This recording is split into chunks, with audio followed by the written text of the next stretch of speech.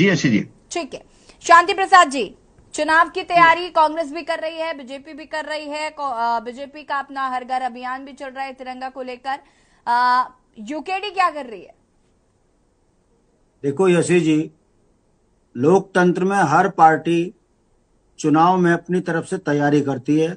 हमारे भी प्रभारी जनपदीय स्तर पर घूमकर संगठन के अंदर प्रत्याशियों को तैयार कर रही है। उम्मीद है कि यदि निकाय चुनाव होंगे तो हमारे प्रत्याशी चुनाव लड़ेंगे, पंचायत चुनाव होंगे तो हम दमखम के साथ, मुद्दों के साथ मैदान जंग में खड़े होंगे। अब आ जाइए केदारनाथ का मामले में। दोनों राष्ट्रीय पार्टियां 2013 से लेकर 24 तक ये नहीं बता पा रही है कि विजय बहुगुणा जी के टाइम पर, जो हरीश रावत जी के टाइम पर 1509 करोड़ का आरोप घोटाले का लगा था केदारनाथ मंदिर के निर्माण में, पुनर्निर्माण में, तब और भारतीय जनता पार्टी पे चंदा चोरी का तो आरोप लगा ही लगा था, इन्होंने सोना चोरी कर दिया।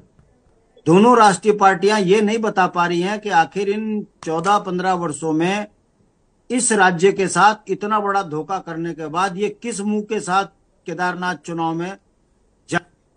अब आ जाइए भारतीय जनता पार्टी ये तिरंगा यात्रा निकाल रही है। मैं पूछना चाहता हूं, अगर ये ईमानदार होते तो ये निकाय चुनाव टालते? अगर ये ईमानदार होते तो पंचायत चुनाव को 1.5-2 वर्ष पीछे करने की मंशा पालकर जो है ब्लॉक स्तर पर भाजपा वालों को धरने पे बैठाकर, बताओ, लोकतंत्र में चुनाव टालने के लिए धरना करवा रही भाजपा। ऐसी भाजपा के हाथ में तिरंगा अच्छा नहीं लगता। तिरंगे से पहले यदि अंकिता के हत्यारों को जो है सही सजा दिलाने की बात करते तो हमें लगता। रवि बुडोला जो उत्तराखंड के अंदर नौकरी बेचारा अपने ही करके खा रहा था, उसकी हत्या करने वाले भाजपा के, यदि रवि बुडोला के घर परिवार को न्याय दिला देते तो तिरंगा इनके हाथ में अच्छा लगता। फिर बड़ी बात, भारतीय जनता पार्टी कब तिरंगे की हुई?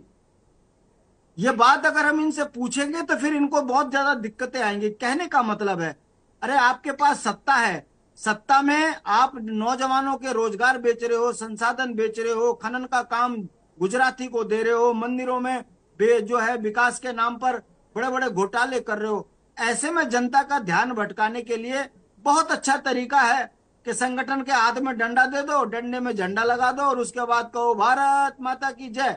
और जब सवाल करो तो फिर वो बेइज्जती होती है। जैसे लोकसभा में आपने राज्य मंत्री अजय भट्ट जी को देखा, उनसे सवाल पूछा तो जवाब देने लगे मोदी जिंदाबाद।